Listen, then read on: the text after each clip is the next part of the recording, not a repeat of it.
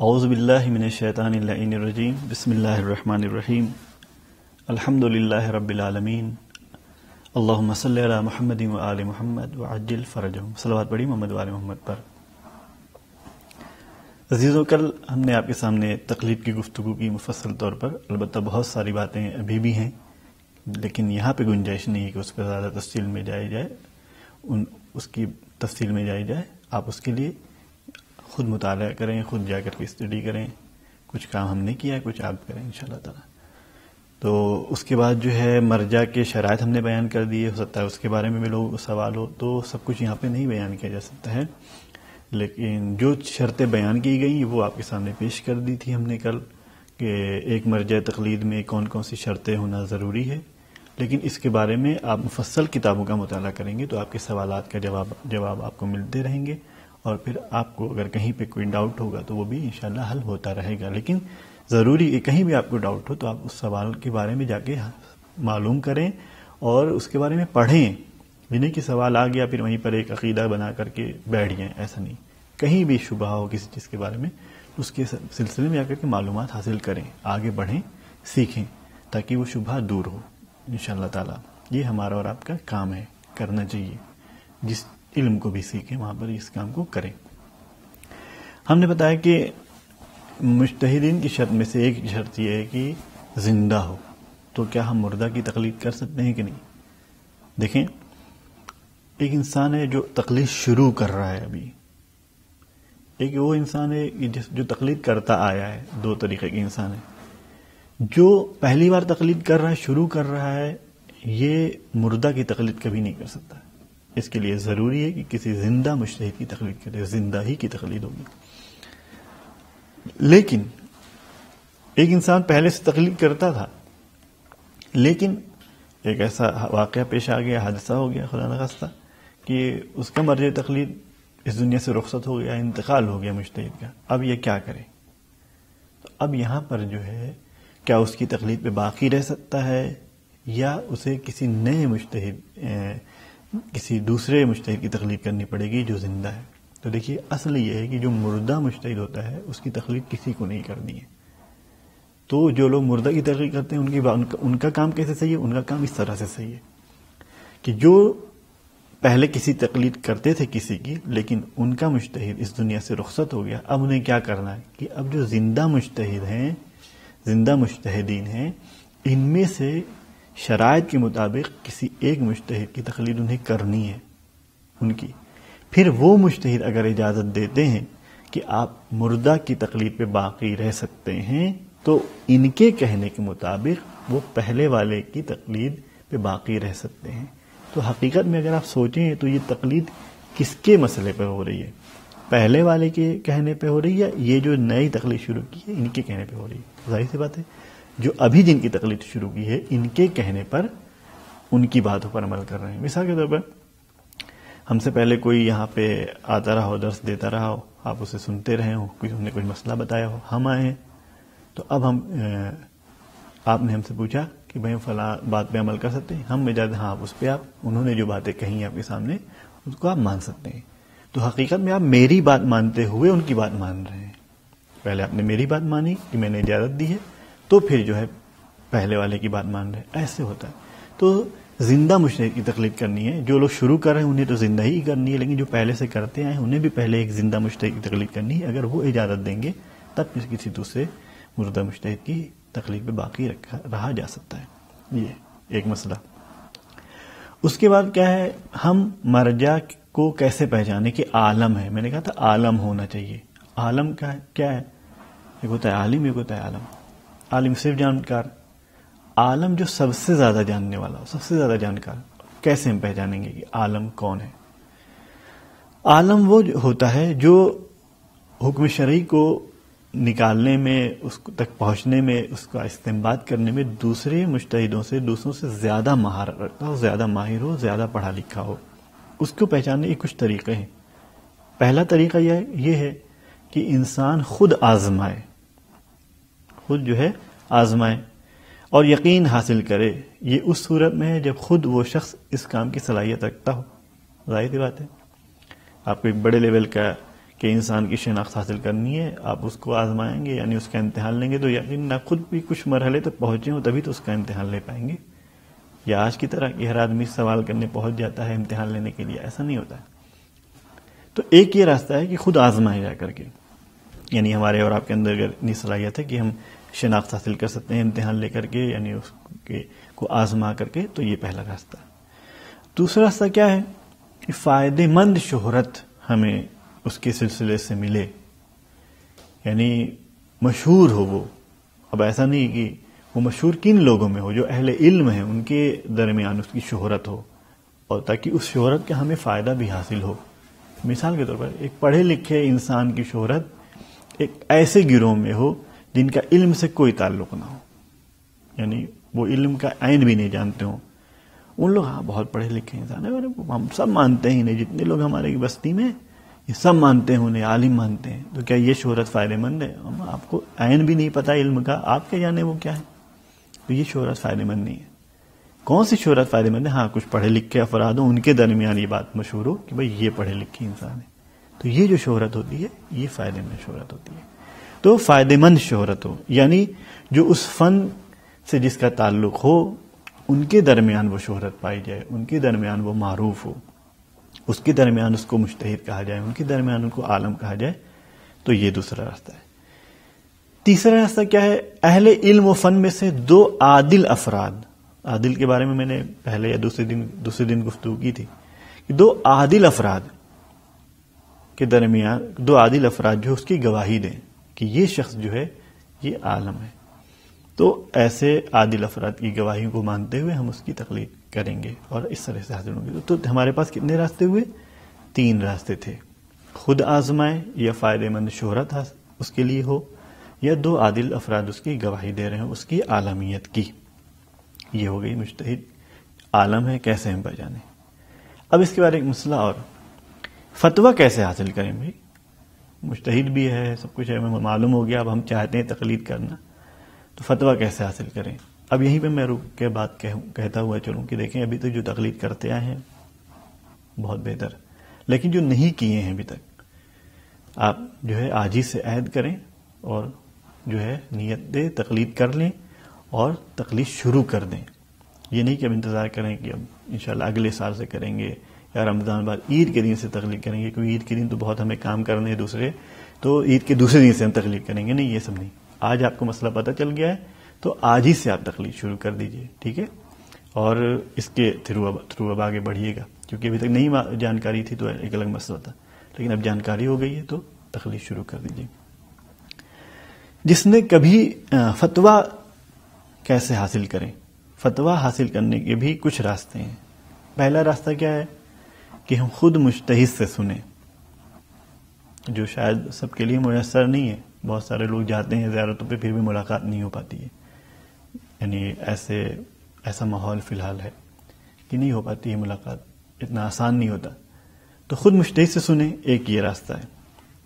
دوسرا کیا ہے؟ 2 عادل فرد سے سنیں، 2 عادل انسان کر کے فتویٰ بتائیں کہ یہ فتویٰ ہے فلاں مجتہد کا اس سلسلے میں، تو اس سے جو ہے ہم اطمینان حاصل کر کے اسے ہم مانیں گے.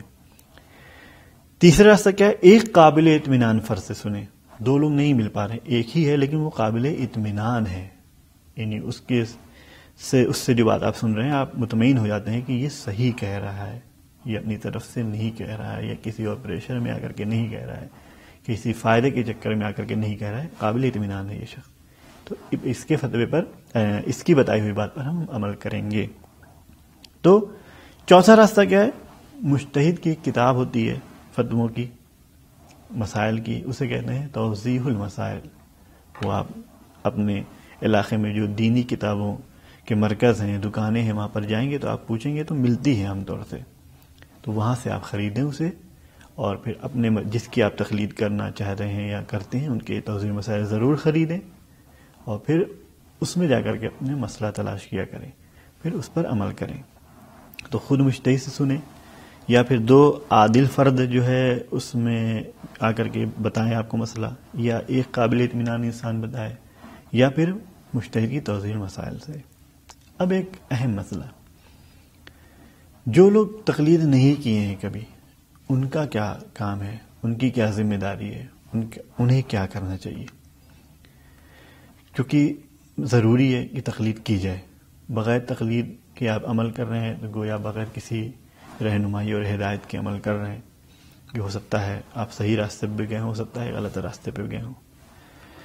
جس شخص نے کچھ مدت تک بغیر تقلید کے عمل کیا ہو، تو اگر اس صورت میں اس کے اندر یہ کچھ حالتیں پائی جاتی ہیں تو جو حالت پائی جاتی ہے اس کے مطابق اسے عمل کرنا ہے۔ جتنے زمانے تک اس نے تقلید نہیں کی ہے، جتنے ڈیوریشن تک، جتنے مہینے، جتنے سال تک اس نے تقلید نہیں کی ہے، ٹھیک ہے، اپنے فریضے پر اس دوران آج وہ مجتہد ہو گیا، وہ انسان خود مجتہد ہو گیا ہے، تو یہ جو ابھی تک جس نے تقلید نہیں کی وہ خود مجتہد بن جائے اور پھر اپنے اسٹڈی کے مطابق یہ کہے ہاں میں یہ کام کرتا تھا اور میرا فی الحال میں نے جو پڑھائی کی تو مجھے معلوم ہوا کہ یہی کرنا چاہیے تھا اس ٹائم، یہ بات میں جو کرتا تھا صحیح کرتا تھا، یعنی جو کام وہ کر چکا ہے پڑھائی حاصل کرنے کے بعد، علم حاصل کرنے کے بعد، مجتہد بننے کے بعد، خود اس کا فتویٰ بھی ویسا ہی ہو، تو اب کیا ہے، اس کے اعمال سب صحیح ہیں، یہ ٹھیک ہے، اس کا سب قابل قبول ہے۔ تو کیا پہلا راستہ ہے؟ یہ پہلا راستہ یہ کہ انسان مجتہد بن جائے اور پھر اس نے جو پرانے کام انجام دیے تھے مجتہد بننے سے پہلے، جب تقلید نہیں کرتا تھا تب جو کام انجام دیے تھے وہ اس کے فتوے کے مطابق ہے، اور وہ یہ سمجھ گیا کہ ہم جو اس وقت کام کرتے تھے وہ صحیح کرتے تھے، تو اس کا عمل صحیح ہو جائے گا۔ دوسرا راستہ کیا ہے؟ اس کا عمل وہ خود مجتہد نہیں بنایا لیکن آج معلوم ہوا ہے کہ بھائی تقلید کرنی چاہیے، اب ہم کیا کریں، کبھی نہیں کیے تو ہم 20 سال کے 5 سال تو ہم نے بغیر تقلید کیا، تو اب ہم جا کے کیا کریں گے کہ ان 5 سالوں میں جن کی تقلید کرنی چاہیے تھی، یعنی جو عالم تھے جن کی تقلید کرنی چاہیے تھی،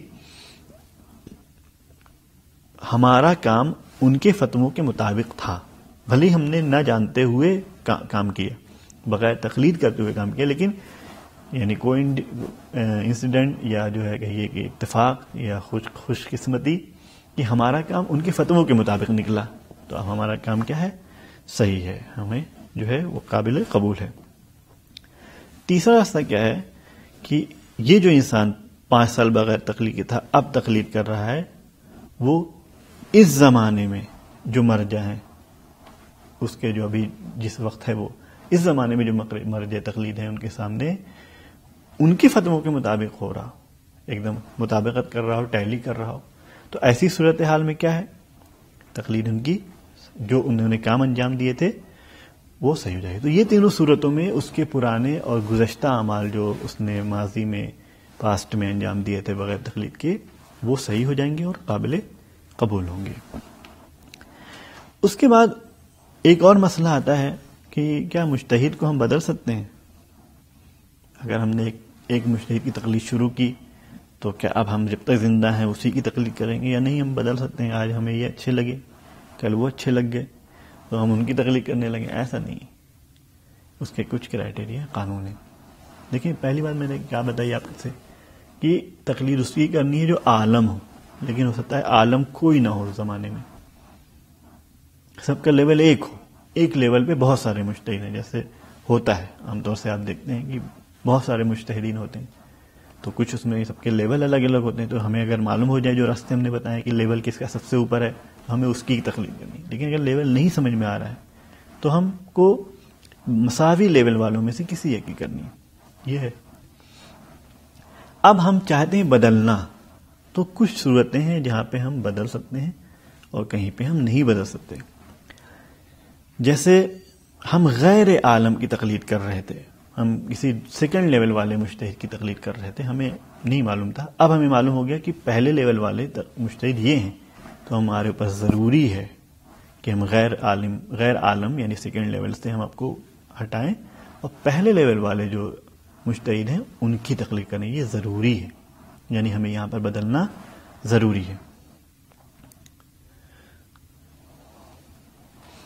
دوسرا کیا ہے، یہ ایسے مجتہد کی تقلید کر رہے ہیں اور ہم ایسے کی طرف جانا چاہ رہے ہیں کہ جو علم کے اعتبار سے جن کا لیول ایک ہو، یعنی یہ جو زندہ مجتہدین ہیں سب کا لیول ایک ہے، اس میں ہم ایک دوسرے کے پاس جانا چاہ رہے ہیں تو یہ جائز نہیں ہے۔ غیر عالم سے عالم کی طرف جانا واجب ہے، غیر عالم سے غیر عالم کی طرف جو ہے یہ جائز نہیں ہے۔ عالم سے غیر عالم کی طرف یہ تو بالکل ہی جائز نہیں ہے۔ یہ سب سے جو لیول جس کا ہائی ہے اس کی آپ تقلید کرتے ہو، ایک مسئلے سے آپ اس کے ناراض ہو گئے ہیں، آپ کو نہیں سمجھ میں آ رہا ہے تو ہم چلو بدل لیں، دوسرے کریں، یہ آپ جو دوسرے لیول کے ہیں، سیکنڈ لیول پہ، تھرڈ لیول پہ، ایسا بالکل نہیں کر سکتے ہیں۔ تو یہ تھی باتیں یہاں تک تقلید اور مرجع تقلید کے حوالے سے۔ اب ہم شروع کر چکے ہیں تقلید، جان چکے ہیں، معلومات ہمیں حاصل ہو گئی، اب ہم تھوڑا سا آگے بڑھتے ہیں، کچھ باتیں اور مسائل کی طرف توجہ کرتے ہیں، لیکن اس کے پہلے ہم آپ کو بتاتے چلیں کہ آج کے سیشن کا اٹینڈنس کے لیے آپ کا کوڈ ہے IT1، یہ آپ کو میسج کرنا ہے تاکہ آپ کی اٹینڈنس لگ سکے۔ صلوات پڑھی محمد وعلی محمد پر۔ تو سب سے پہلے جو ہے اب تقلید کے بعد ہم جس کی گفتگو کریں گے وہ مرحلہ ہے طہارت کا۔ طہارت، ما یرید اللہ لیجعل علیکم من حرج ولکن یرید لیطہرکم ولیتم نعمتہ علیکم لعلکم تشکرون۔ سورہ مائدہ آیت نمبر 6۔ خدا تمہارے لیے کسی طرح کی زحمت نہیں چاہتا بلکہ یہ چاہتا ہے کہ تمہیں پاک و پاکیزہ بنا دے اور تم پر اپنی نعمت کو تمام کر دے، شاید تم اس طرح اس کے شکر گزار بندے بن جاؤ۔ تو یہاں پہ لفظ لیطہرکم ہے جو طہارت سے ہے، تو ہم گفتگو آئے طہارت کے سلسلے سے کریں گے۔ دین اسلام نے پاکیزگی اور طہارت کی طرف بہت توجہ دلائی ہے، یہاں تک کہ اس کو ایمان کا نصف حصہ، آدھا حصہ بھی مانا ہے۔ النظافت من الایمان، ایمان کا جز مانا ہے، حصہ مانا ہے، یعنی پاکیزگی اور صاف صفائی ستھرائی یہ ایمان کا جز ہے۔ تو اگر ہم مسلمان ہیں، ہم مومن ہیں، تو اگر ہمارے یہاں صفائی نہیں مل رہی ہے تو اس کا مطلب ہم مکمل طور پر مومن نہیں ہیں، مسلمان نہیں ہیں، کیونکہ ہو ہی نہیں سکتا کہ مسلمان ہو اور دین اسلام کا پیروکار ہو، ماننے والا ہو، اس پر عمل کرنے والا ہو اور اس کے اندر جزو ایمان نہ پایا جائے۔ النظافت من الایمان، نظافت، پاکیزگی، صفائی، یہ کیا ہے؟ یہ ایمان کا حصہ ہے۔ تو ہمیں جو ہے پاکیزہ رہنا چاہیے، صاف ستھرا رہنا چاہیے، صفائی کا خاص خیال رکھنا چاہیے تاکہ ہم خود بھی اچھے لگیں اور اپنے کو سکون حاصل رہے اور مطمئن رہے، اور دوسروں کے پاس بھی اگر رہیں یا دوسرے ہمارے پاس آئیں تو انہیں بھی کوئی تنفر نہ ہو ہم سے اور کوئی کراہت نہ ہو اور وہ بھی صحیح سے ہمارے پاس بیٹھ سکیں۔ ٹھیک ہے، تو اس کا خیال رکھیں، خود بھی صاف رہیں، گھر کو بھی صاف رکھیں، گھر والوں کو بھی صاف رکھیں اور صاف ماحول میں زندگی بسر کرنے کے لیے کوشش کریں۔ اب جو ہے یہاں پر بات یہ ہے کہ طہارت جو ہے دو طریقے کی ہوتی ہے۔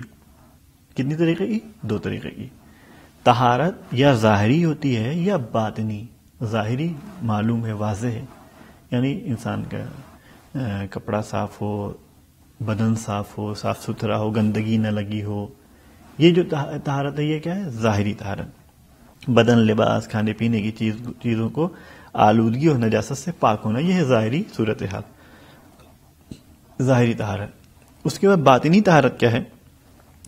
جس میں ظاہر کا تعلق نہیں ہے، ظاہر کے ذریعے سے ہم اپنے اندرونی طور پر اپنے اندر ایک حالت ایجاد کرتے ہیں جو شاید ہم دیکھ بھی نہ پا رہے ہوں۔ وہ کیسے حاصل ہوتی ہے؟ وضو کے ذریعے سے، غسل کے ذریعے سے، تیمم کے ذریعے سے۔ ان سے جو طہارت حاصل ہوتی ہے، ظاہر سی بات ہے آپ نہا کے آئے ہوئے ہوں لیکن آپ چاہے نماز پڑھ لیں تو آپ نماز نہیں پڑھ سکتے کیونکہ آپ ظاہر میں صاف ہیں، لیکن باطنی طور پر آپ کے اندر طہارت نہیں حاصل ہوئی ہے جو ضروری ہے نماز کے لیے۔ وہ ابھی تک آپ نماز کے لائق نہیں بن پائے۔ وہ کیسے؟ آپ کو وضو کرنا پڑے گا۔ کیا ہو جاتا ہے پانی ڈالنے سے، ہاتھ دھونے سے؟ آخر کیا ہو جاتا ہے؟ کیا تبدیلی آ جاتی ہے؟ ہم تو نہا کے آئے تھے، اب کیا تبدیلی آئی؟ کہا یہ تم نہیں سمجھو گے۔ یہ اس سے ایک معنویت ایجاد ہوتی ہے، اندرونی طور پر آپ کے اندر ایک پاکیزگی ایجاد ہوتی ہے جو اللہ جانتا ہے۔ تو یہ جو طہارت ہے یہ باطنی طہارت ہے۔ تو ہمیں دونوں طہارت کا خیال رکھنا چاہیے، دونوں کے لیے ہمارے پاس حکم شرعی ہے۔ جو چیز طہارت ایجاد کرتی ہے، جس کے ذریعے سے انسان کے اندر طہارت پیدا ہوتی ہے، جس کے ذریعے سے انسان نجس چیز کو پاک کر سکتا ہے، اسے کیا کہتے ہیں؟ مطہرات، یعنی پاک کرنے والی چیزیں، پاک کرنے والی اشیاء، وہ چیزیں جس سے نجس چیز کو پاک کیا جائے، اسے کہتے ہیں مطہرات۔ جب توضیح مسائل اٹھائیں گے تو آپ کو یہ لفظ ملے گا، یہ ٹرمینالوجی ملے گی، مطہرات۔ تو اب ڈریے گا نہیں، یہ کیا ہے؟ مطہرات یعنی پاک کرنے والی چیزیں۔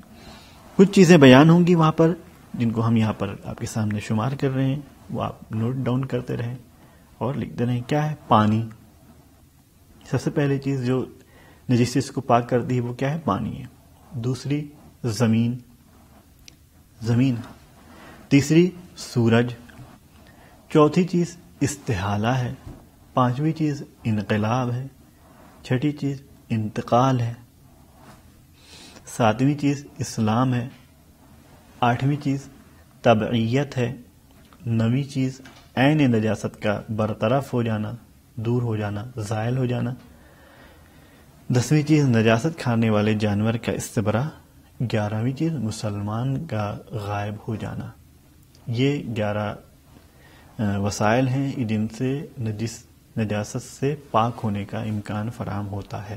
تو سب سے پہلے ہماری گفتگو پانی کی طرف ہوگی، اور تھوڑی اسی میں زیادہ بھی ہوگی، باقی تمام چیزوں کو جلدی بیان کر کے زحمت تمام کریں گے۔ پانی، پانی جو ہے اس کے بارے میں قرآن میں سورہ انفال کی آیت نمبر 11 میں بھی ارشاد ہوا ہے، وَيُنَزِّلُ عَلَيْكُم مِّنَ السَّمَاءِ مَاءً لِيُطَهِّرَكُم بِهِ وَيُذْهِبَ عَنكُم رِجْزَ الشَّيْطَانِ، اور آسمان سے پانی نازل کیا، اور آسمان سے پانی نازل کر رہا تھا تاکہ تمہیں پاکیزہ بنا دے اور تم سے شیطان کی کثافت اور گندگی کو دور کر دے۔ تو مطلب پانی وہ چیز ہے کہ جس سے گندگی دور کی جاتی ہے، دور کی جا سکتی ہے۔ اور طہارت میں سب سے پہلی چیز جو پاکیزگی ایجاد کرنے کی ہے اور جس کا تذکرہ ملتا ہے وہ یہی پانی ہے۔ پانی جو ہے کتنی طرح کا ہوتا ہے، پانی کی کتنی قسمیں ہوتی ہیں، یہ جاننا ضروری ہے۔ کیوں، آپ کو نہیں لگتا آپ کو طرح طرح کے پانی دیکھنے کو ملتے ہوں گے؟ تو کیا ہر پانی سے ہم طہارت حاصل کر سکتے ہیں؟ نہیں، ہر طرح کے پانی سے ہم طہارت حاصل نہیں کر سکتے۔ پانی جو ہوتا ہے، پہلے اس کے 2 صورتیں ہوتی ہیں، ایک مطلق پانی، ایک مضاف پانی۔ یہ کیا ہم نے کہہ دیا؟ ڈریے نہیں، بتا رہے۔ مطلق پانی کیا ہے؟ وہی پانی جو آپ کے گھروں میں پینے کے کام آتا ہے یا واٹر سپلائی میں آتا ہے، جو صاف ستھرا، کوئی ملاوٹ نہیں ہوتی، جو یہ پانی اسے مطلق کہتے ہیں، جسے خالص پانی کہا جائے۔ مضاف پانی کیا ہے؟ مضاف پانی وہ پانی جس میں کچھ ملا ہوا ہو۔ اب وہ مٹی ہو سکتی ہے، بہت زیادہ ہو سکتا ہے، بہت زیادہ کافور ملا ہو سکتا ہے شربت ہو سکتا ہے کچھ اور چیز ملی ہو، یہ جو بھی سوچیں آپ، یہ مضاف پانی ہے۔ یہیں پہ روک دیں، یہ جو مضاف پانی ہے اس سے طہارت کبھی نہیں ہوگی، یعنی آپ کبھی بھی کولڈ ڈرنک سے کچھ پاک نہیں کر سکتے، چاہے جتنا آپ کے پاس پیسہ ہو، ٹھیک ہے؟ جتنی بھی گرمی میں آپ نے بہترین قسم کا شربت بنایا ہو، کوئی نجس چیز، گلاس آپ کا نجس ہو گیا ہو، لاؤ شربت ہی سے پاک کر دیں، کبھی کوشش بھی نہ کریے، وہ ضائع ہی برباد ہوگا، پاک نہیں ہو پائے گا اس سے، ٹھیک ہے؟ تو یہ مضاف جو ہے اس سے پاک نہیں ہوگا، کوئی چیز پاک نہیں ہوگی، بچا کیا؟ خالص پانی، مطلق۔ یہ جو پانی ہے اس کی بھی قسمیں ہیں۔ خالص پانی جو ہے کبھی جاری پانی ہوتا ہے، جاری پانی، جاری لفظ تو سنا ہی ہے نا، بہتا ہوا، جاری۔ دوسرا کیا ہے؟ بارش کا پانی ہے۔ تیسرا کیا ہے؟ کنویں کا پانی ہے۔ چوتھا کیا ہے؟ ٹھہرا ہوا پانی، ٹھہرا ہوا پانی۔ پانی کے احکام جو ہے کچھ اس طرح سے۔ پھر اب میں آپ کو یہی بتاؤں کہ جاری پانی کا اپنا حکم ہے، بارش کا پانی کا اپنا حکم ہے، کنویں کا پانی کا اپنا حکم ہے۔ یہ جو ٹھہرا ہوا پانی، رکا ہوا پانی ہے، یہ ضروری نہیں کہ آپ کی تصور کریں کنویں ہی کی بات ہو رہی ہے، ہو سکتا ہے آپ کے گھر کی ٹنکی کی بات ہو رہی ہو سکتا ہے آپ کے گھر کے گلاس میں رکھا ہوا پانی اس کی بات ہو رہی ہو، یا جگ میں جو پانی ہے وہ، بالٹی میں جو پانی ہے وہ، کہیں بھی جو پانی آپ کے گھر میں ہے یہ ٹھہرا ہوا پانی ہے۔ یہ پانی 2 طریقے کا ہوگا، یا قلیل ہوگا، کم ہوگا، کم پانی ہوگا، یا کر پانی ہوگا، جو ہم انشاءاللہ بیان کریں گے۔ تو معلوم یہ ہوا کہ پانی دو طریقے کا ہوگا، یا مطلق ہوگا یا مضاف ہوگا۔ مضاف بتا چکا آپ کو۔ مطلق میں 4 صورتیں ہوں گی اس میں ایک صورت ایسی ہے جو رکا ہوا ٹھہرا ہوا پانی، اس کی 2 صورتیں، یا کم ہوگا یا کر پانی ہوگا۔ پانی کے احکام۔ آب مضاف میں نے بتایا کہ جو جیسے شربت ہے، کولڈ ڈرنک ہے، کوئی بھی چیز جس میں ملا دی گئی ہو پانی میں بہت زیادہ، کہ پانی کا اپنا رنگ بدل گیا ہو اور پانی اسے خالص نہ کہا جا رہا ہو، تو یہ جو کسی چیز کو پاک نہیں کر سکتی، نجاست کے ملنے سے نجس بھی ہو جائے گا اور اسے وہ کسی چیز کو پاک بھی نہیں کر سکتا۔ یعنی ایک گلاس آپ کے پاس شربت ہو، ٹھیک ہے، اور چاہے بہت زیادہ شربت ہو، نجاست ملی اس میں تو وہ نجس ہو گیا، ٹھیک ہے۔ مضاف پانی نجس ہو جاتا ہے، نجاست کے ملنے سے نجس ہوتا ہے اور پاک نہیں کر سکتا۔ آب مطلق کے اس کے احکام ہیں۔ آب مطلق کی تمام قسمیں جو میں نے 4 قسمیں بیان کی، یہ تمام قسمیں سوائے آب قلیل کے، یعنی چاہے وہ بارش کا پانی رہا ہو، چاہے کنویں کا پانی رہا ہو، چاہے جاری پانی ہو، چاہے کر پانی ہو، قلیل پانی چھوڑ کر کے، یعنی جتنی بھی قسمیں ہیں آب مطلق کی، قلیل پانی کو چھوڑ کر کے، جب تک نجاست کے ملنے سے اس کی مہک، بو، رنگ یا مزہ بدلتا نہیں ہے، تب تک وہ پاک ہے۔ یعنی آپ کے کنویں میں کوئی نجس چیز گر گئی ہے، لیکن اس کے گرنے کے باوجود کنویں کے پانی کا رنگ نہیں بدل رہا ہے، اس کی بو نہیں بدل رہی ہے، اس کا مزہ نہیں بدل رہا ہے، تو وہ پاک ہے۔ آپ کے گھر کی ٹنکی جو 377 کلو گرام پانی سے زیادہ اس میں پانی ہے، اس میں کوئی نجاست جا کر کے بچے نے شرارت کی، اس میں نجاست ڈال دی، تو اگر اس کا رنگ نہیں بدلا ہے، اس کی بو نہیں بدلی ہے، اس کا مزہ نہیں بدلا ہے، تو یہ پاک ہے، قلیل پانی کو چھوڑ کر کے۔ آب کر کسے کہتے ہیں؟ آب کر اس برتن کو کہتے ہیں، اس جگہ کو کہتے ہیں کہ جس میں پانی ہو، اور وہ ظرف، وہ برتن یا وہ جگہ یا جو بھی چیز ہے، وہ اس کی لمبائی، چوڑائی اور گہرائی ہر ایک 3.5 بالش ہو، اور وزن کے لحاظ سے کم 377 کلو گرام کی، جو اکثر نے اسے بیان کیا ہے، اتنا اس میں ہو، یعنی یا وزن اس کا اتنا ہو، یا پیمانے کے لحاظ سے اتنے پیمانے میں جو پانی رکھا ہوا ہو پورے طریقے سے، وہ پانی، یہ آب کر کہلاتا ہے۔ آب قلیل کیا ہے؟ آب قلیل وہ پانی جو زمین سے نہ ابل رہا ہو اور آب کر سے کم ہو، یعنی آب کر کو جو میں نے بتایا ہے اس سے کم ہو اور زمین سے ابل نہ رہا ہو، وہ پانی جو ہے آب قلیل ہے۔ آب قلیل نجاست کے ملتے ہی نجس ہو جاتا ہے۔ آب قلیل جو ہے، یعنی چاہے وہ گلاس میں ہو، یا جو ہے ٹنکی چھوٹی سی ہو، یا وہ ٹنکی ہو بڑی سی لیکن اس میں کم پانی ہو، 10 لیٹر پانی ہو، 50 لیٹر، 100 لیٹر پانی ہو، تو جیسے ہی نجاست ملے گی وہ کیا ہو جائے گا؟ وہ نجس ہو جائے گا۔ تو یہ مسائل ہیں پانی کے کہ جو ہمیں جاننا ضروری ہے کہ پانی جو ہے کتنی طریقے کے ہوتے ہیں، یہ ہم جانیں، کیونکہ جب ہم پانی کے مسائل ہمارے سامنے بہت زیادہ پیش ہوتے ہیں کہ پانی کیسے پاک کرے گا، پانی کون سا پانی پاک ہے، کون سا پانی پاک کر سکتا ہے، پانی کیسے نجس ہو جائے گا، کیونکہ پانی ہی ایک ایسی چیز ہے کہ جو بہت ساری نجاستوں سے انسان کو پاک کرتا ہے۔ تو اس کے بارے میں خاص طور سے ڈیپلی جاننا ضروری ہے کہ آخر پانی کیسے پاک کرتا ہے اور کیا طریقہ ہے پانی کے پاک کرنے کا، پانی کی کتنی قسمیں ہیں۔ تو یہ ضرور آپ اسے خوب غور سے جانیں کہ پانی یا مطلق ہوگا یا مضاف۔ مضاف پانی نہ خود پاک ہو سکتا ہے نجاست کی ملتے ہی، یعنی کہ نجاست مل گئی تو وہ نجس ہو جائے گا اور پاک بھی نہیں کر پائے گا۔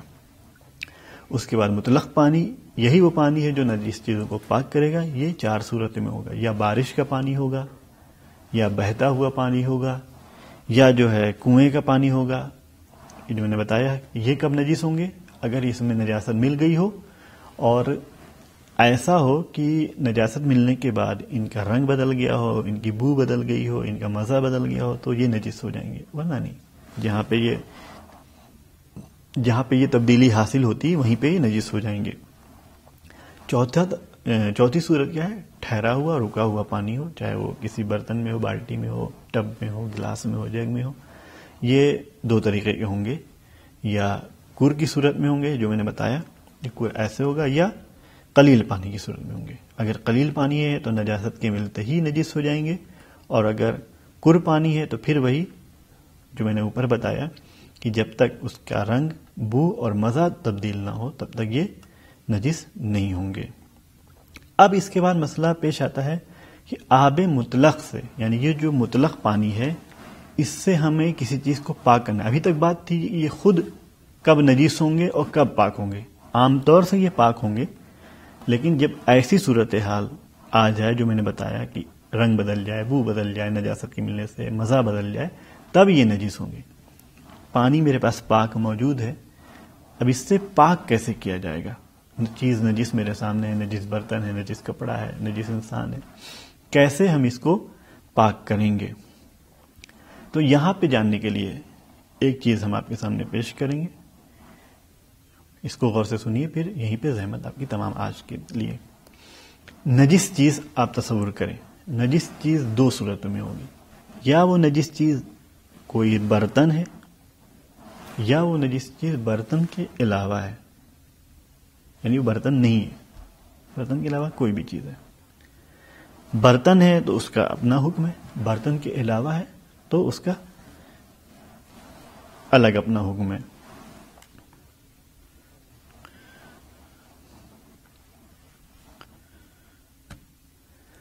اب یہاں پہ یہ کہا جا رہا ہے کہ یہ جو برتن ہے، یہ برتن اگر نجیس ہے تو اس کو کیسے پاک کیا جائے گا؟ اب ہمارے پاس دو طریقے کے پانی، یا آب قلیل ہے یا آب قلیل کے علاوہ ہے، یہی دو تو پانی ہے میرے پاس۔ آب قلیل اگر ہے تو اس کو کیا کرنا پڑے گا؟ اس سے کیسے یہ چیز پاک ہوگی؟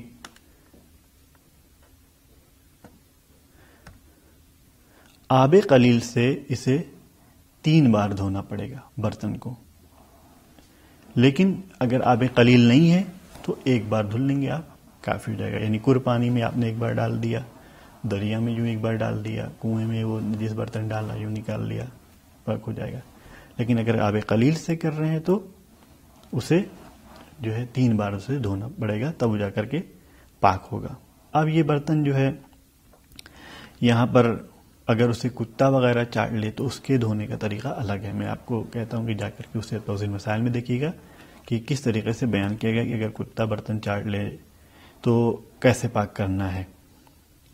یہاں پر رک کر کے میں ایک بات اور ذکر کرنا چاہوں کہ یہ جو آب قلیل کے علاوہ میں نے کہا، یعنی دوسرے جو پانی ہے، اس میں آغا سستانی نے احتیاط بیان کی، احتیاط واجب یہ ہے کہ آب کور، آب جاری اور بارش سے بھی 3 بار دھلا جائے، یہ آغا سستانی نے کہا ہے۔ تو پہلی چیز یہ کیا کہ یہ جو نجس چیز ہے یہ برتن ہے، برتن نجس ہو گیا ہے۔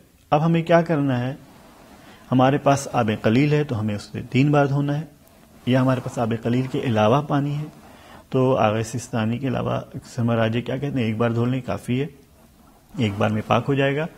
آغا سستانی کیا کہتے ہیں کہ بارش کا پانی بھی ہو یا جاری پانی یا کور پانی، اس سے بھی انسان کو 3 بار دھونا چاہیے۔ اب برتن کے علاوہ کوئی چیز نجیس ہے، یہاں پہ کیا ہو سکتا ہے؟ برتن کے علاوہ جب چیز نجیس ہے تو یہاں پر بھی 2 صورتیں، یا وہ نجس چیز پیشاب سے نجس ہو رہی ہے یا پیشاب کے علاوہ، یعنی وہ نجس کرنے والی چیز یا پیشاب ہوگی یا پیشاب کے علاوہ۔ یہاں بھی پھر کیا ہوگا؟ حکم دونوں کے الگ الگ ہوں گے۔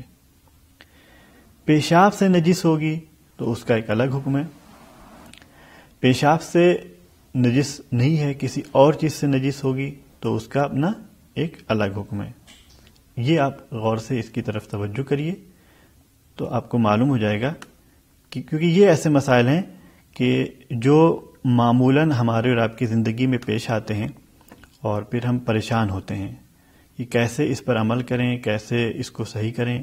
ہر گھر میں کچھ لوگ غلط چیز سیکھے ہوئے ہوتے ہیں جس کی وجہ سے وہ کافی پانی بھی ویسٹ کر دیتے ہیں، برباد کر دیتے ہیں، ضائع کر دیتے ہیں۔ تو ایسا بھی نہیں ہونا چاہیے، ہمیں پانی کو بھی بچانا ہے کیونکہ ہر چیز کا حساب کتاب تو ہوگا ہی، اس کا بھی ہوگا۔ تو اگر پیشاب سے نجس ہوئی ہے وہ چیز تو آب کور سے 1 بار دھل لینا ہے، پیشاب سے وہ چیز نجس ہو گئی ہے۔ آب کور یعنی جو 377 کلو گرام سے زیادہ جس پانی رہا ہو اس میں ہم نے ڈال دیا ہے تو ایک بار ڈال کے نکالنے وہ چیز پاک ہو جائے گی. آب قلیل سے کیا کرنا ہے؟ یعنی ہم لوٹے میں رکھے ہوئے پانی، جگ میں رکھے ہوئے پانی سے دھل رہے ہیں، بالٹی کے پانی سے دھل رہے ہیں، تو ہمیں کیا کرنا ہے؟ 2 بار جو ہے دھونا ہوگا. کتنی بار؟ 2 بار. معمولاً ہم لوگ کے ذہن میں کیا ہوتا ہے؟ 3 بار دھلنا ہے. کیوں زبردستی پانی ضائع کریں؟ 2 ہی بار دھلنا ہے. پیشاب کے علاوہ سے اگر نجس ہوا ہو تو اس میں کیا کریں گے؟ آب کر سے پھر ایک ہی بار میں دھونا ہے، اور آب قلیل سے بھی ایک ہی بار دھونا ہے. یعنی کسی ایسی چیز سے آپ کا بدن یا کوئی کپڑا یا کوئی ایسی بھی چیز جو برتن کے علاوہ ہے وہ نجس ہو گئی ہے، لیکن پیشاب نہیں ہے، پیشاب کے علاوہ کسی چیز سے نجس ہوا ہے، تو آپ کو کتنی بار دھونا ہے؟ ایک بار دھونا ہے، چاہے آپ کے پاس آب کر ہو چاہے آب قلیل ہو. لہذا اس کا خیال رکھیں، پانی کو بھی بچائیں، کیونکہ پانی کو زیادہ خرچہ کرنا بھی اسراف ہے. تو جتنا بھی ممکن ہو کم سے کم اتنے میں پاک کریں، اور جو طریقہ بتایا گیا اس کو فالو کریں. اپنی طرف سے ہم اپنی شریعت نہ بنائیں کہ 3 ہی بار میں ہمارا دل مانے گا، 3 ہی بار میں ہم مطمئن ہوتے ہیں. مطمئن ہونا ہے لیکن اس طریقے سے ہونا جو بتایا گیا ہے. ورنہ ایسے تو بہت سارے لوگ ایک چھوٹا سا پین انہیں پاک کرنا ہو تو اس کے لیے 1 بالٹی 2 بالٹی پانی چاہیے، تب جا کر کے وہ پاک کرتے ہیں، کر پائیں گے، اور پھر انہیں اطمینان حاصل ہوگا. ان کی بات نہیں ہو رہی ہے، ایک نارمل انسان کی بات ہو رہی ہے کہ وہ اتنے پہ اسے اطمینان حاصل ہو جائے جتنا طریقہ اسے بتایا گیا ہے. تو آج کی بات ہم یہیں پہ روکتے ہیں. اتنی باتوں کو ذہن نشین کریں. پانی کے مسائل یہاں تک جتنے بتائے گئے ہیں ان کو سیکھیں، اور پھر سیکھتے ہوئے پھر ان کو ذہن نشین کریں، کیونکہ یہ روزمرہ کے مسائل ہیں، روزمرہ ہمیں ان کی ضرورت پڑتی ہے. تو امید ہے کہ ہمارے ذہن میں یہ بات آ گئی ہوگی کہ پانی کتنے طریقے کا ہے، اور ہمارے سامنے زیادہ کون سا پانی ہوتا ہے، کون سے پانی سے زیادہ سروکار ہمارے پاس ہوتا ہے، اور ہمیں روبرو کس پانی سے ہونا ہوتا ہے، اس سے ہم کیسے پاک کریں گے. تو یہ بات ذہن نشین ہونی چاہیے ہمارے لیے، اور اس کے طریقے سے ہمارا جو ہے پاک کرے چیزوں کو. پھر ایک بار میں بتاتا چلوں چلتے چلتے کہ آج پہلے بھی بتایا پھر بتا دوں کہ آج جو آپ کے سیشن میں اٹینڈنس کا مسئلہ کیسے حل ہوگا. جب آپ میسج کریں گے دیے گئے نمبروں پر، کیا IT1 صلوات پڑھی محمد وآل محمد پر.